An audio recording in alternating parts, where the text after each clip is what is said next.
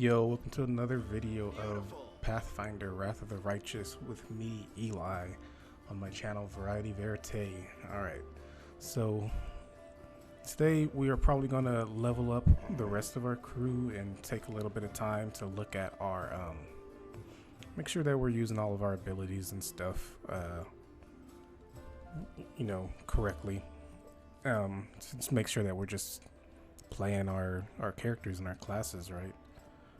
There's some extra stuff it looks like that we have here.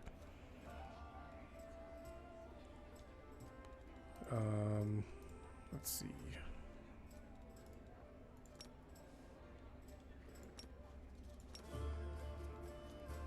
So first off, we haven't been fighting defensively. And we haven't been using our key powers. So we have a key power. Well, we just got key power here at level 3. But we got monastic mount. Level 1, the Sohei gains a horse as a mount. A Sohei may spend 1 key point to grant temporary HP equal to twice his level for 1 hour. So this just lets us keep our horse alive a little bit better. And then we got the extra attack. Spend 1 key point to as a swift action to make an additional unarmed strike at the highest attack bonus while making a flurry of blows attack. So I don't see flurry of blows on our abilities, and I'm not sure if that's just something that our character will be doing sort of automatically. Looks like our stuff got kind of unequipped here. So like I said before, we're going for a specific build, and what I want to do is that the fantasy that I'm going for is a great general under the heavens from the manga Kingdom. If you haven't read that, I highly recommend it. I can't say the same for the anime because I haven't watched it, but I'm sure the anime is good too. But yeah, basically mounted combatant who fights with a glaive. One of my favorite characters from that is, of course, Shin, the main character, and General Oki. He's always pretty badass. And then I forget his name. I forget if it's Mobu or if I'm confusing it with something else. But there's the other general who declares himself the strongest man in all of China. That guy's pretty badass as well. But yeah, we want to sell some stuff as well as level up our other characters. So let's see here.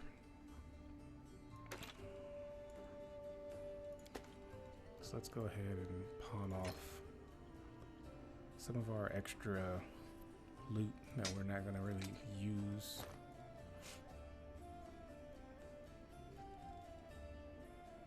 It says bulk selling. Okay, so I guess that's a button that lets us, looks like it puts in all of our little junk items that we don't need. And then it stops there, which is good. I wouldn't want it to overreach and put in more stuff without my approval. I don't think we would need a fork.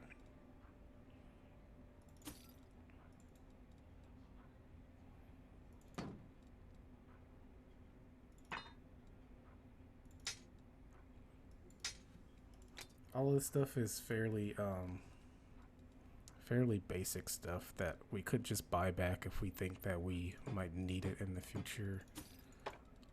We really just want to reduce our weight because we were over encumbered.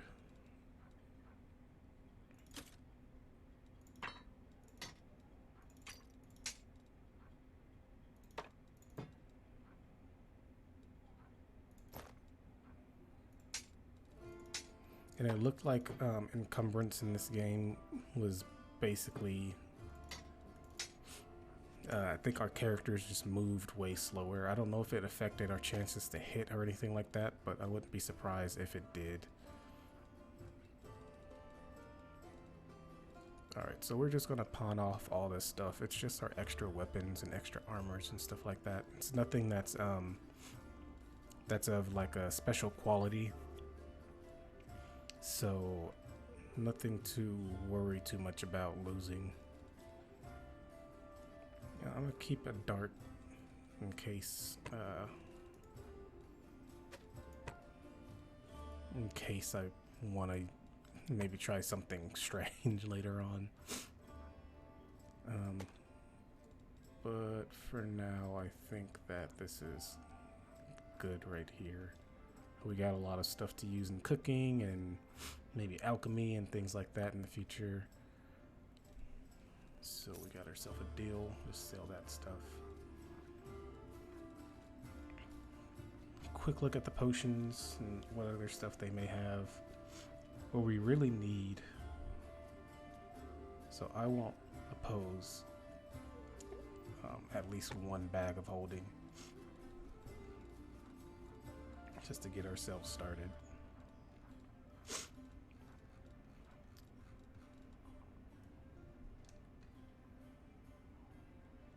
What we really need, though, is a way to identify stuff. Because we do have things that are unidentified. I don't know what they do. They could be really good, but until we identify them, we can't benefit from whatever it is.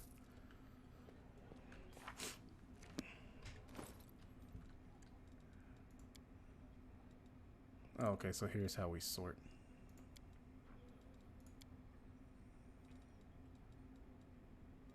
I think that's probably fine.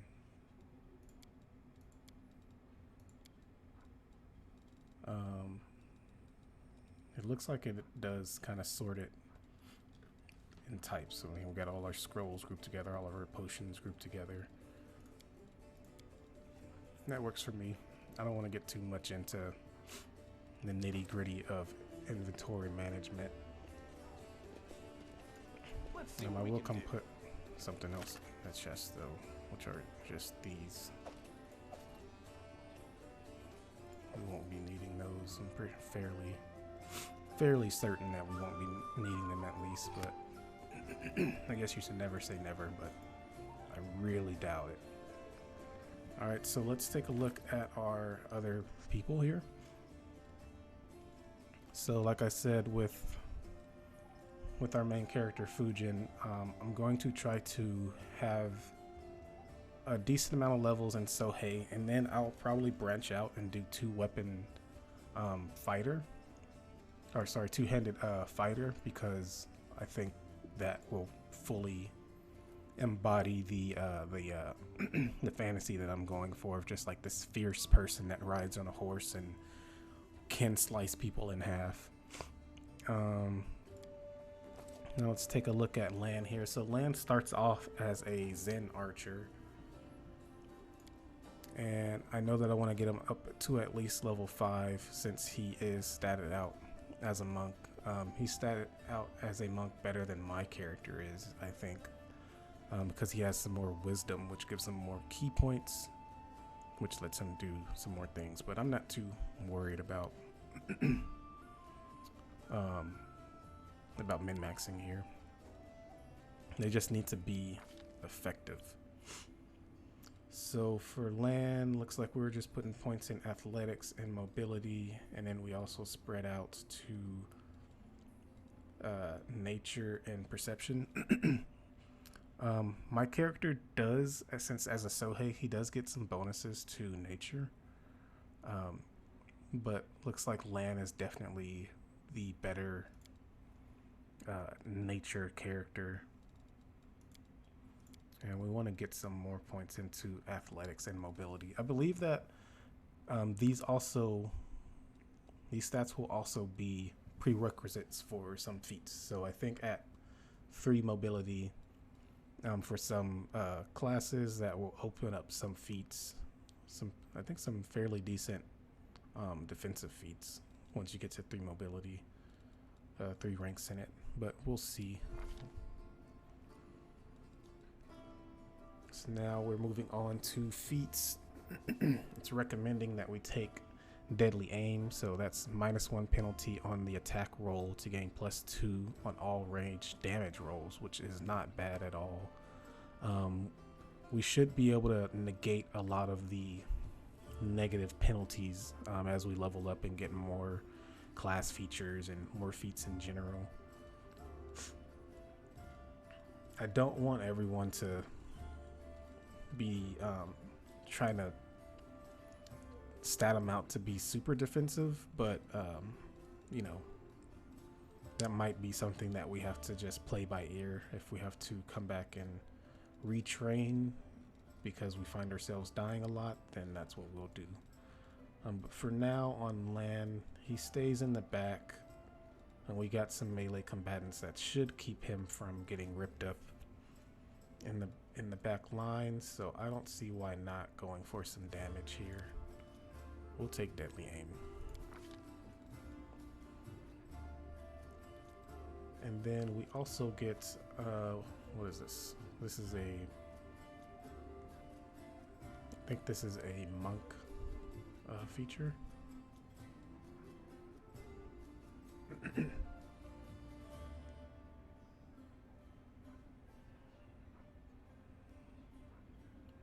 So yeah, I think we're getting to choose from just a normal feat and also an extra feat from playing a monk.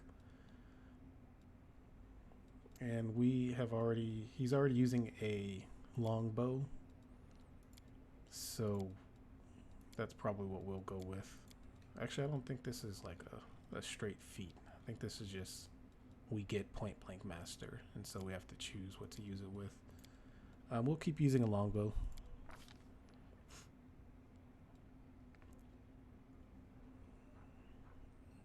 Yeah, you just got that. We just get that feat just cause, I guess. I got no problems with that.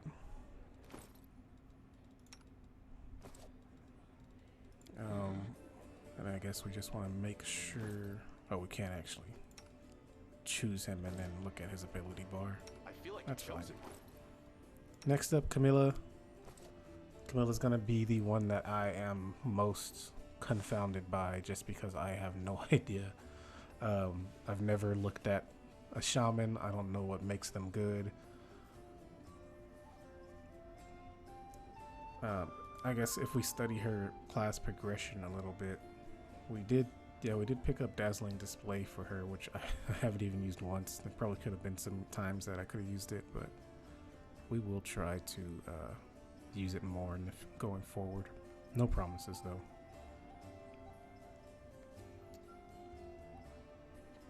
Wow, doesn't look like, I guess maybe they just get access to like plenty of spells, because this is a pretty dry progression sheet here.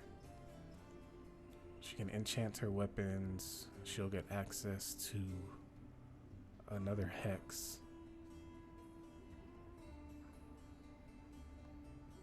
It's very straightforward, actually. Okay, well, let's just keep going down this path here. We might spec her into Rogue later on. But we'll put a point into Trickery, and if we put a point into Stealth, there's no dramatic improvement here.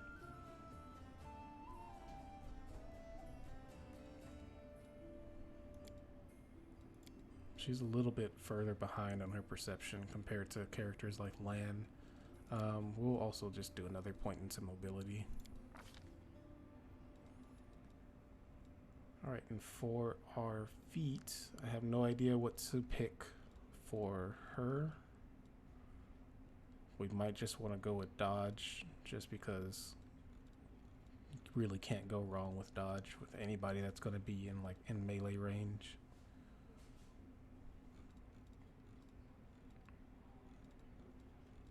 There's probably some spellcaster feats that I should consider picking up, but until I actually start like casting some spells with her, I think we'll just kind of figure her as just like a melee combatant who can sometimes cast a few spells. So we'll pick up dodge. Because like I said, you can't go wrong with dodge. Alright, that's it for her. Last up is Sela. We're going to keep going down Paladin. We might do some things like maybe 5 levels Paladin, and like then we might dip around some other stuff. I know that picking up a point in Monk will do a lot for her AC if she goes if we focus on using unarmored AC for her, and then we can also potentially put some points into like shield specialist, like a tower shield specialist, just so that we can bump her AC up even higher. But I don't really have a concrete plan for her yet. So we're going to continue down Paladin with her for now as well. And with Sela, we definitely need to focus on persuasion, because she's going to be one of our only ones helping with those. And then we also are going to need some religion. Okay. And for our feet, I think she's already got dodge. Just search it.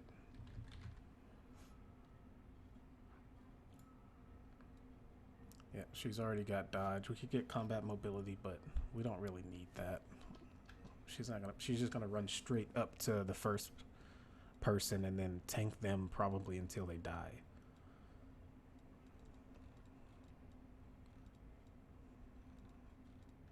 And this game Pathfinder just has so many feats. Like, there's no way that I can memorize them all, so bear with me on this. Yeah, I'm just gonna have to take my time. Some stuff I remember, but you know, I'm not gonna remember everything.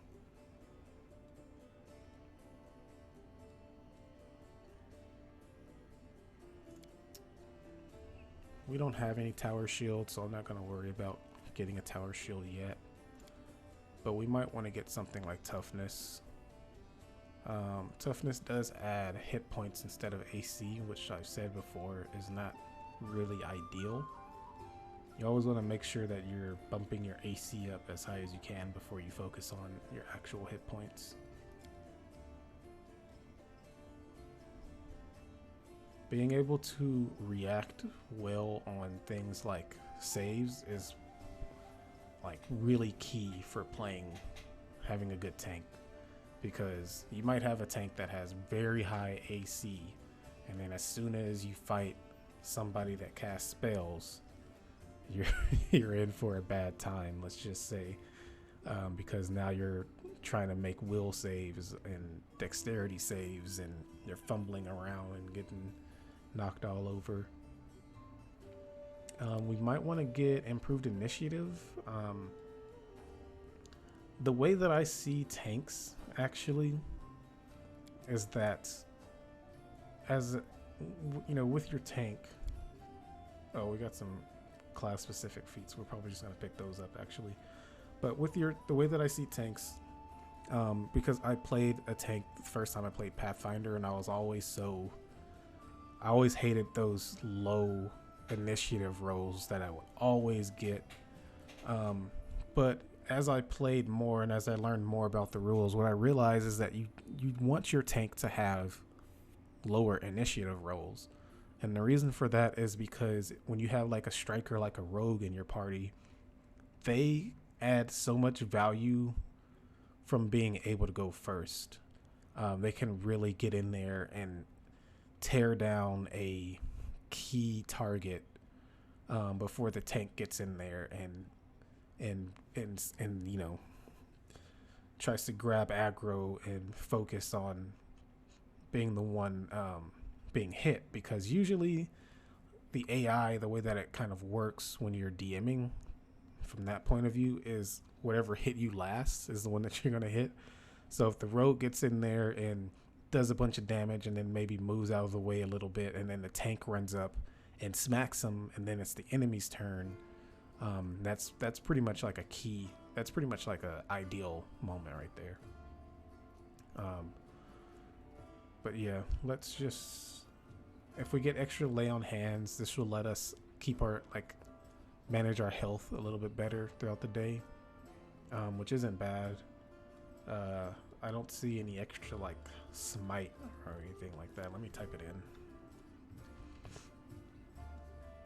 When I did a Thugadin on my first playthrough, I didn't have to put too many points into Paladin. Just a few was good enough. So I'm not super sure on like what feats they have access to. Combat casting gives you +4 in concentration checks. I don't think that we're going to be casting too much. Blind fighting could be situationally good. Alertness, we're not using her as our,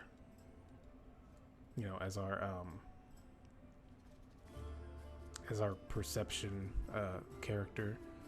So since I want more AC, armor focus seems like a easy way to pick that up. I'm gonna do a quick search for anything shield related, and then there's missile shield, which once per round, when you would be hit with an attack from a ranged weapon, you may deflect it so you take no damage. So that could be situationally good as well.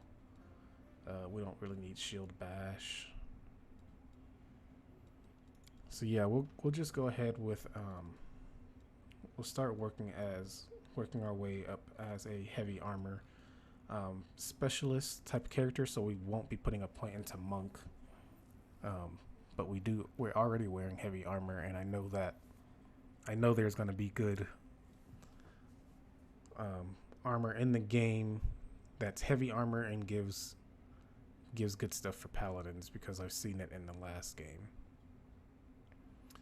So we'll just get +1 to AC, which doesn't seem like much, but when you're stacking everything up, it really helps. And so right here we get a mercy. So whenever the paladin uses lay on hands to heal damage on a target, they're no longer fatigued, they're no longer shaken, or they're no longer sickened. We're going to be fighting a lot of demons. I feel like mercy sickened is going to come in handy. So we'll get that. You can have a lot of stuff in this game, but you can never be prepared for absolutely everything. So now that seems to be everything. All of our characters leveled up. We got our encumbrance down nice and light. We got a bag of holding. The only thing that will make this perfect is to be able to identify some of this stuff that we got, but we'll figure that out. I'm not exactly sure when we can do all that. In the last game, you just identified stuff easily. I don't remember having to cast a spell on the item or anything like that. But I could be wrong. What's going on here? Looks like you can only saddle up, like, maybe in areas that you do combat. So some of this stuff I didn't really understand. So Inspire Rage. This ability allows the character to accept effects of Inspire Rage. If it is disabled, the character won't accept the effects of Inspire Rage. So I think that may come from the mythic path if you go like demonic, but I'm not sure.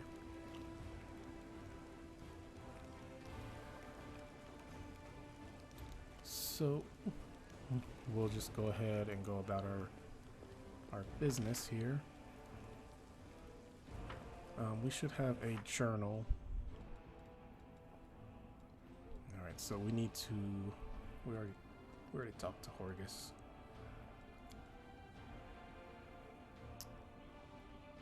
There's a convenient. Oh yeah, we talked to Anivia last time. Her and her wife, I think, told us about a place to get some loot. We also got a companion quest, which is to find Jana Aldori, Sila's friend. Irabeth would appreciate any information about her. And then all of this stuff should be done, I think.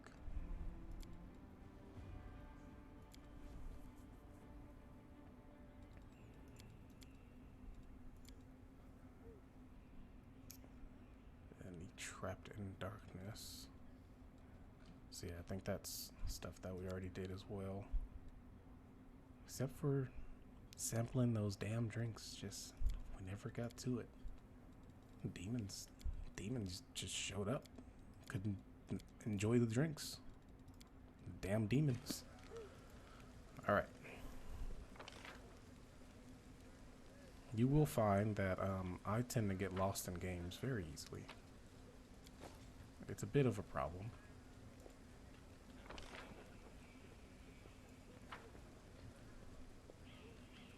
Whenever you're playing a game, you're like, why do the developers keep putting in stuff to hold our hands? We don't need our hands held. Oh yeah, they put that in there because, I mean, that's totally my fault. And looks like we got someone over here. A grizzled dwarf turns a blade on his callous hands, carefully inspecting its edge. When he sees you approaching, he sets the blade aside and greets you with a nod. A new face in the city. You picked a good time to come to Cannabis. As you can see, we're in sore need of warriors. Oh, so he sells stuff. Show me your wares. Armor.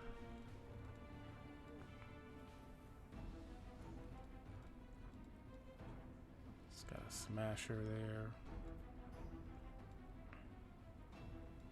Merry-go-round. That's a cool name for a flail. Roaring hand axe, light hammer of the righteousness. It's lots of cool stuff. Well, not a lot of cool stuff, I guess, but it's got some stuff.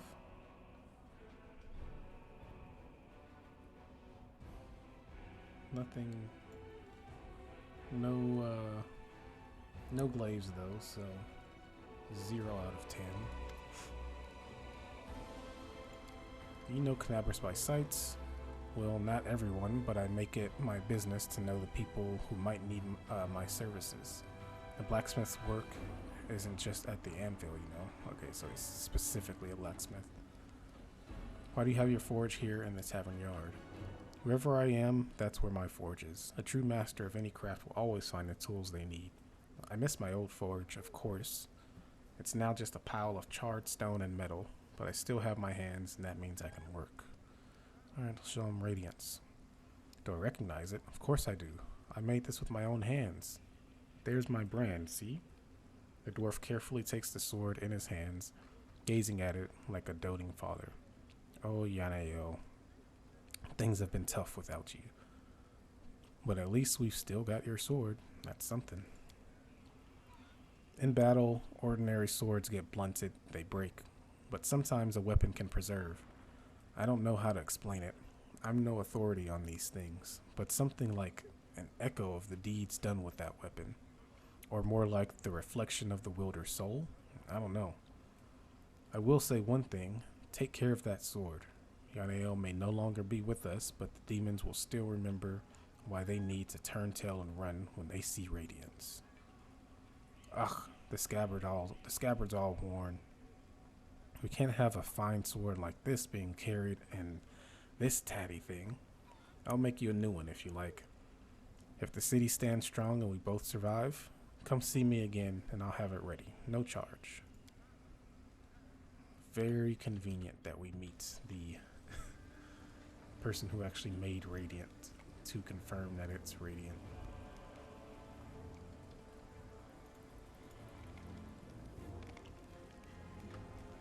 Alright, so I'm gonna exit the area. Oh wait. Basement. Let's check the basement out. Unless that's where we just came from. Yeah, it looks like that's where we came from. Alright. Let's go ahead and exit. We'll take all these lads in our party. It's got pretty decent. We've got pretty decent hit points as monks. I wonder if it's if our hit points are just scaling based on our class and not actually based on the usual modifiers that you have that tend to give like a variation on hit points between characters. Alright, so this is the global map. In Kingmaker, I was familiar with the map having like a lot of, you know, this is where you did like all of your travel time, essentially. Here we needed to talk to Staunton, so I guess we weren't done. Definitely want to make sure I talk to everyone that I need to before leaving so that I don't have to circle my way back just to do something that I can already have done. And I think Staunton did have some interesting information for us. So let's go to the tavern. He should be in there, I'd imagine. Here we go again. This place has been sanctified. It can protect areas from corruption.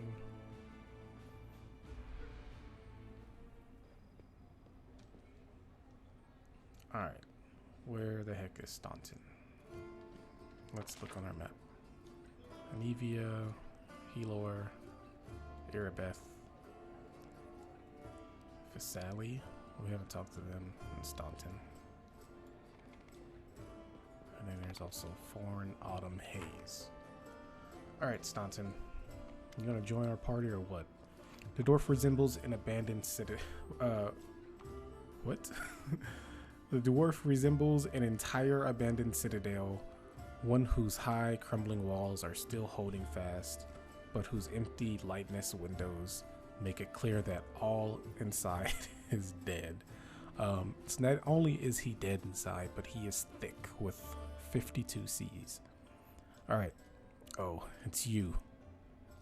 Good work back there in the Grey Garrison. Name Staunton Vane. If you heard rumors about me, his face, which looks like it has never known anything as carefree as a smile, grimaces. Just so you know, everything people say about me, it's true. Oh man. I need to talk to the elf who calls himself the Storyteller. Do you know where I can find him? The Storyteller? Staunton strokes his beard in thought. A strange old fellow, that one. He used to sit with me for hours, asking about all sorts of things. He never offered judgment or comfort. He just listened. At first, I wanted him and his questions as far away from me as possible, but later, I realized that talking to him did ease my burden a little. I hope he's alive and well. He's completely blind and feeble too, so if he's alone in the city, well, you probably know what that means. Man, you're down in the dumps, dude.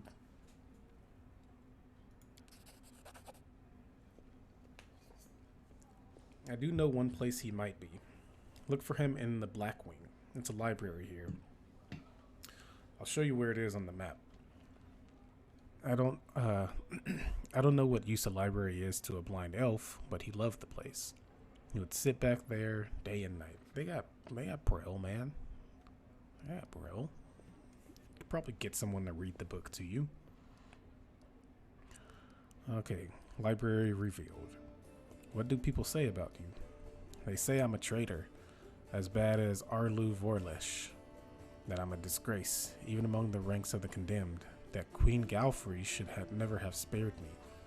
That I'm along on the gallows. Arlu. Few names arouse as much rage among crusaders as that of Arlu. The Sarkorian witch who initiated the opening of the world wound. Okay. And later its expansion. Almost nothing is known about her life before the atrocity, except that Vorlesh was condemned for using arcane magic, which was persecuted in Sarkoris and imprisoned in the Tower of Threshold near the city of Iz. There is where Arlu Vorlesh. This is where Arlu Vorlesh conducted the ritual that paved the way for the demonic invasion and left her land to be tormented by the demon lord Discari. By some mysterious means, the witch transformed herself, changing from an ordinary human to a half-demon. Over the following century, Crusaders encountered Arlu Vorlesh, or the results of her experiments, a few times, but they learned nothing more of Discari's henchmen. She holds a high position in the ranks of the Army of the Abyss, and bears the title of Architect of the World Wound. Alright, the Condemned is a military unit made up of petty criminals conscripted as disposable soldiers and frontline fodder in the Mendevian Crusades. So they were suicide squads. And then Queen Galfrey. Queen Galfrey is the absolute monarch of the Crusader state of Mendev and leader of the Mendevian Crusades. While today the name of the Crusader Queen is known throughout the Inner Sea region, it's easy to forget that Galfrey did not start her rule of Mendev as a paladin of Eomade, but rather of Aradin. When the World Wound opened and forever changed Mendev, Galfrey was still an untested young ruler who was forced to deal with the death of her god while simultaneously rallying her nation against the abyssal threat to the west. She rose to the challenge, however, and her leadership was instrumental over the next several years, not only in protecting Mendev from demonic invasions, but also in the holding of the border against the World Wound. When the Church of the Eomade organized the First Crusade, it joined forces with Mendev to push back the demon armies. During these battles, Galfrey time and time again distinguished herself with a keen grasp of tactics and skill at leadership. But this inspiration went both ways. In the Church of Eomade, Galfrey found something to replace her lost faith.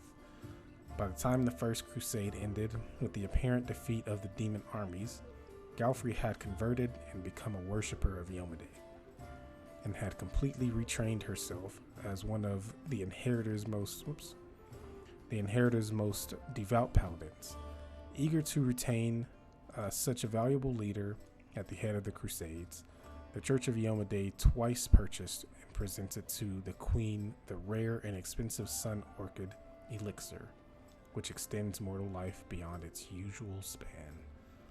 So we got a immortal queen. Why do they hate you so much? You really don't know. Staunton gives you a long, morose look, then sighs.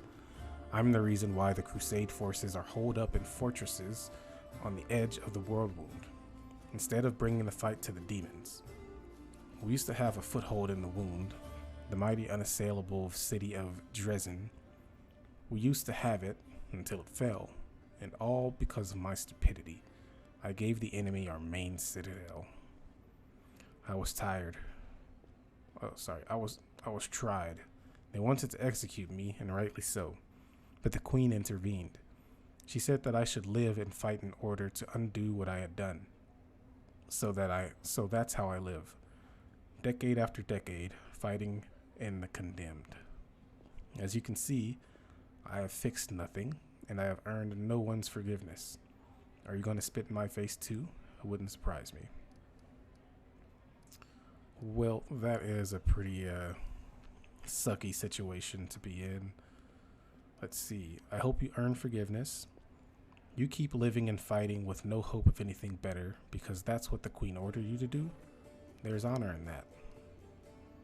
You were given the chance to live, so live, and stop blaming others for what you've made of your life. Spit in Staunton's face. Perfect. It's not my place to judge you. Who knows what I would have done in your shoes? So I feel like this is something that I would actually say. It's not my place to judge you.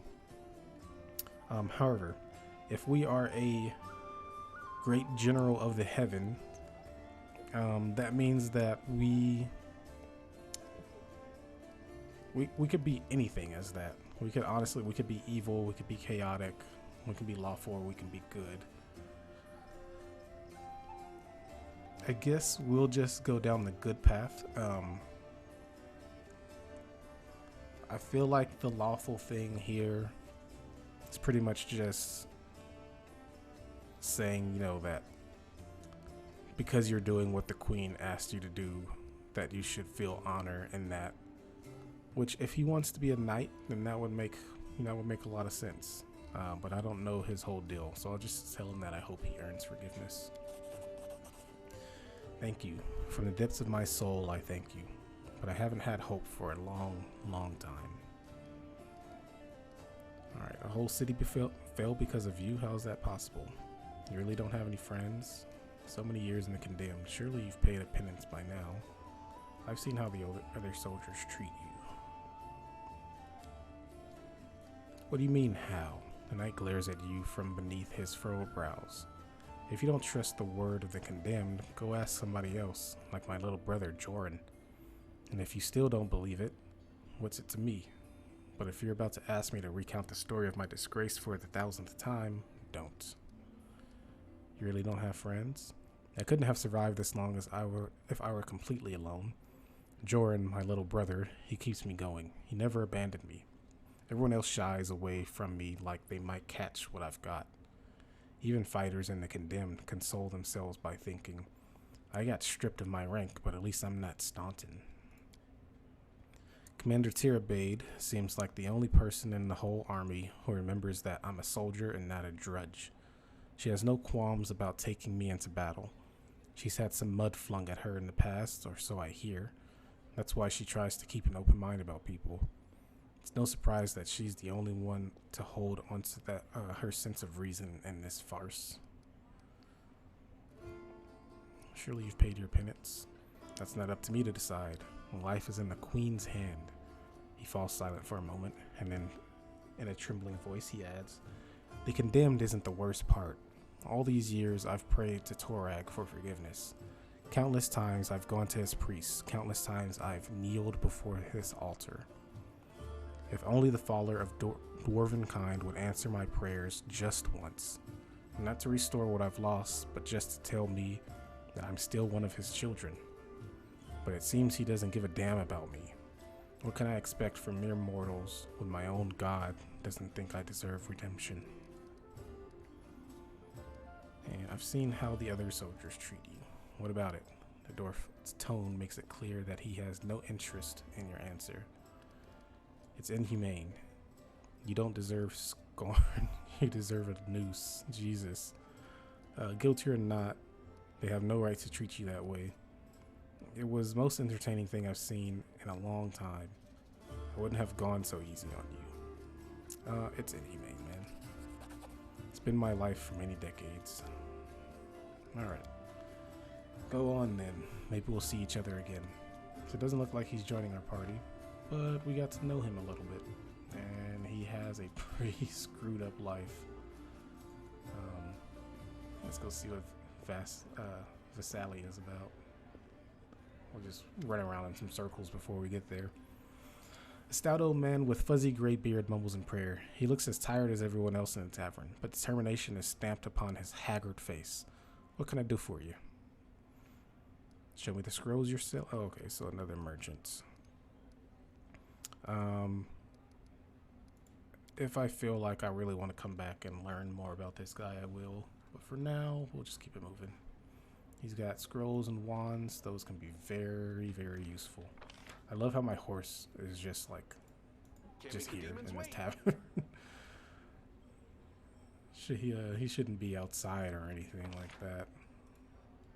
I think the other person that we have to talk to here is Forn. Let's see what he's about. A tall, fragile-looking elf sits in front of you, eyes closed. He is pale as a ghost, his arms wrapped in blood-stained bandage. You spot other bandages on his body under his clothes, but even in such a miserable state, he manages to keep calm. Raising his eyes to meet you, he says faintly, I am Foreign Autumn Haze, at your service. His pale lips are reddened by blood, but you see no sign of pain or fear in his gray eyes. Who are you? My name is Foreign Autumn Haze. I've come here from the Keonin because I'm a hunter, and all minions of evil are my quarry. I won't say more than that. if you don't mind. We are strangers and of different races and cultures. I'd rather not tell you more than is necessary. Kyonin is the homeland of the elven race of Glorian. Kyonin was almost completely evacuated by the elves just before the fall of Starstone. They only recently, by elven standards, returned to the Glorian to reclaim their ancient homeland and have become an isolationist realm, allowing few non-elven visitors into their mist-shrouded capital, Iadara. You need help? He shakes his head. Do not trouble yourself on my behalf. A local healer tended to me. Besides, I come from a resilient, hardy people. My body will endure both the wounds and the poison delivered through them. Who wounded you? A sinner and accomplice to demons, the quarry I'm hunting in his inhospitable place. I'm Fujin. You can trust me and I might be able to help.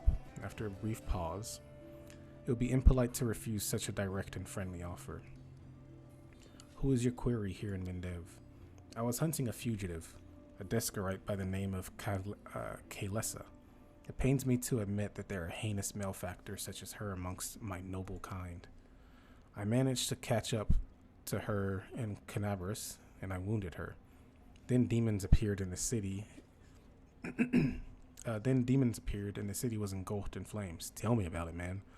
I was injured in the battle that ensued and couldn't free her soul from its service to her dark masters.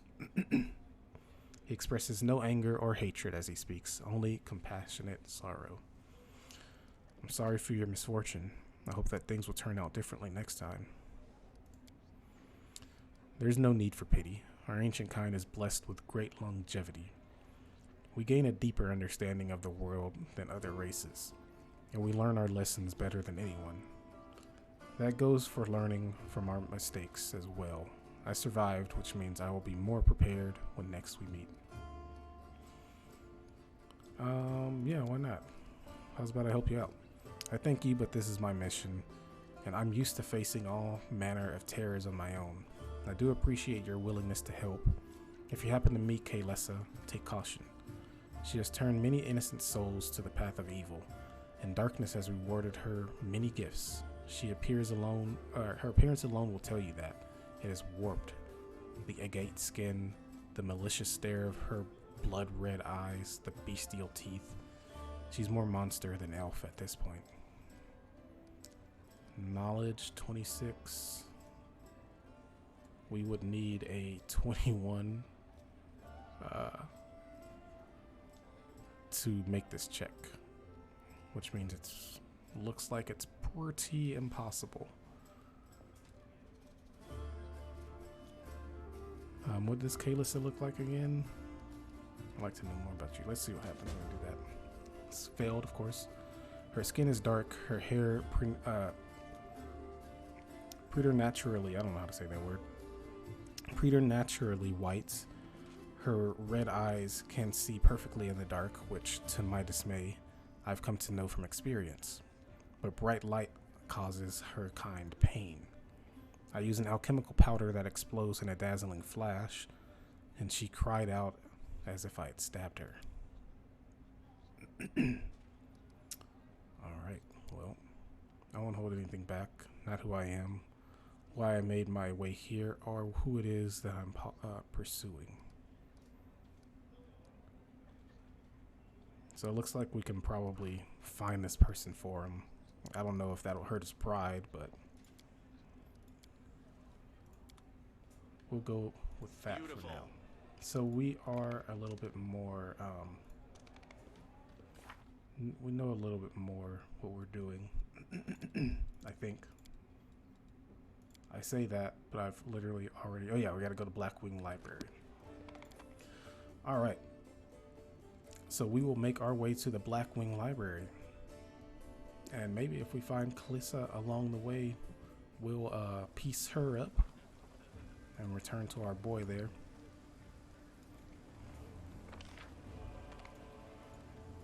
All right. So yeah, I'm gonna call it there for this episode. Make sure you subscribe and ring the bell so that you're notified when the next episode is out. We're gonna go to make our way to the Black Wing Library. See you guys later.